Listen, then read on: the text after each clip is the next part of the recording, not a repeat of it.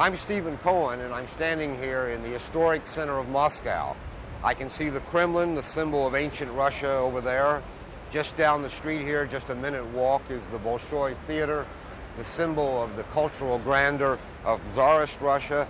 And just up the street is the Lubyanka prison. Much has changed in this country since communist rule in the Soviet Union ended in 1991. Some of it is visible or audible from where I am standing.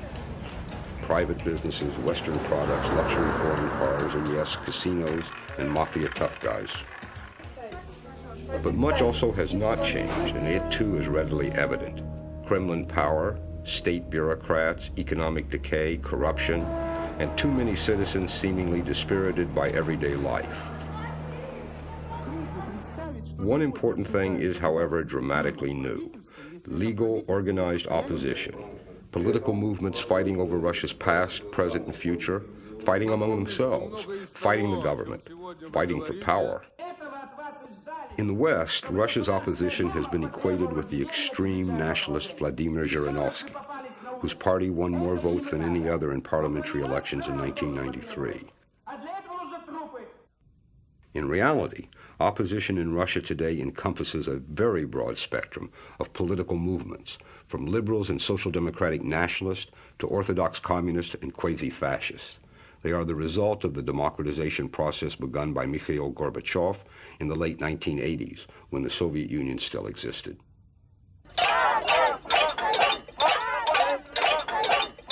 But today's opposition has been shaped mainly under Boris Yeltsin, Russia's first popularly elected president, by his sudden abolition of the Soviet Union in December 1991, by his attempt to transform the economy with shock therapy methods in 1992, by his tank attack on the previous parliament's White House building in October 1993, and by his war in the separatist Caucasus Republic of Chechnya. We have come to Russia in 1995 to talk with four of the most important opposition leaders, not to choose among them, but to listen and try to understand. All four of these leaders are declared or likely candidates for a post-Yeltsin presidency. At 43, Grigory Yavlinsky is an economist and the foremost leader of the liberal democratic opposition. His Yabloko party is one of the most influential in the Duma and is strong in large cities. We have some kind of a half-away democracy, so-called democracy on the middle of the road. Everybody can say what he wants. Press is comparatively free. Press can say what they want. Public can express whatever feeling they have, but authorities are doing what they want. Aleksandr Lebed, 45 years old, is a maverick combat general who, after protesting Yeltsin's policies, quit the army in June 1995 to become co-leader of a well-organized nationalist movement called the Congress of Russian Communities. The West is grateful to Yeltsin for destroying the entire power structure here, the system of socialism. He broke some things that needed breaking, but he destroyed almost everything else in the process. Alexander Rutskoi, 48, is a retired Air Force general and Yeltsin's deposed vice president.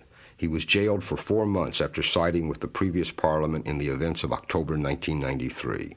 Since then, he has run as a victimized outsider, building a self-described patriotic movement called Derzhava, or Great Power, in the Russian provinces. There is nothing resembling democracy, only lawlessness and chaos.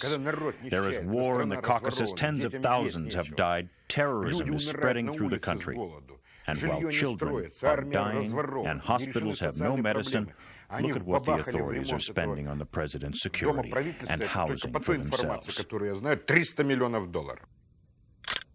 At 51, Gennady Zyuganov, a one-time school teacher and former Soviet communist official, heads the resurgent Russian Communist Party.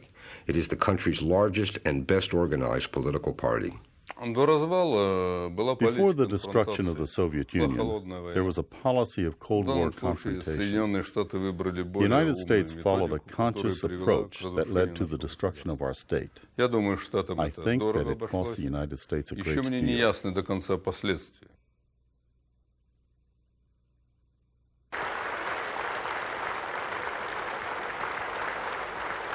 Boris Yeltsin was elected president of Russia in June 1991, when it was still part of the Soviet Union, with 57% of the vote.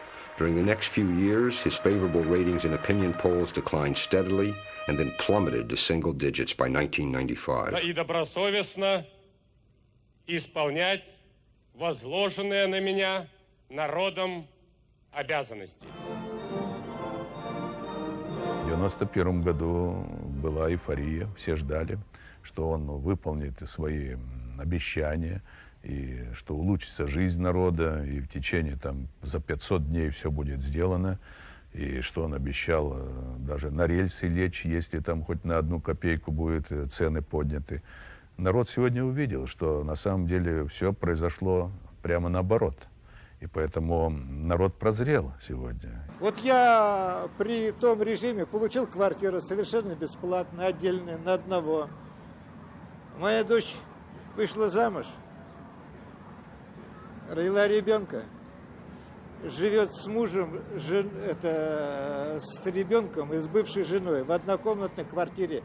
Раньше бы им предоставили двухкомнатную квартиру. Предоставили бы, я знаю, что говорю. В первую очередь.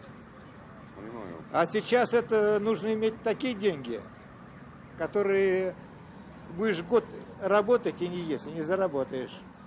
Today in our society, 90% of the population is impoverished. The people are using up their savings, wearing out their clothes. В оппозиции Ельцину сегодня находится практически вся страна. Practically the entire country is in opposition to Yeltsin. Entrepreneurs cannot start businesses because taxes are exorbitant. Bankers are very insecure. They could be swallowed up by state industry, which is in a pathetic state. Farmers have been left to fend for themselves. The intelligentsia, doctors, teachers in Russia today have not been paid in months. Каждый день бастуют учителя. В России учителя никогда в жизни не бастовали. It is said that Yeltsin means stability. What kind of stability are we talking about?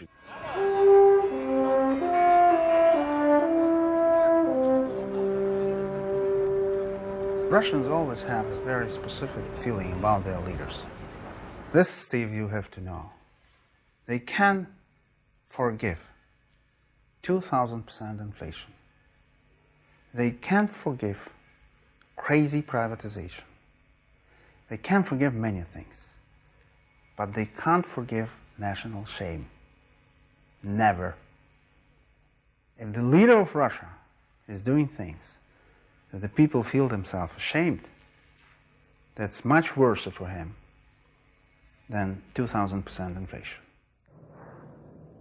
Yeltsin was flying from United States back to Russia, and he had a meeting with the Prime Minister of Ireland in Shannon, and he never showed up from the jet. He was sitting in the jet, he never showed up. The Prime Minister was standing and waiting for him near the jet, and he was not coming out. It was a terrible shame. 4 years of Yeltsin's leadership have led him to rule not by reason, but by an instinct for self-preservation.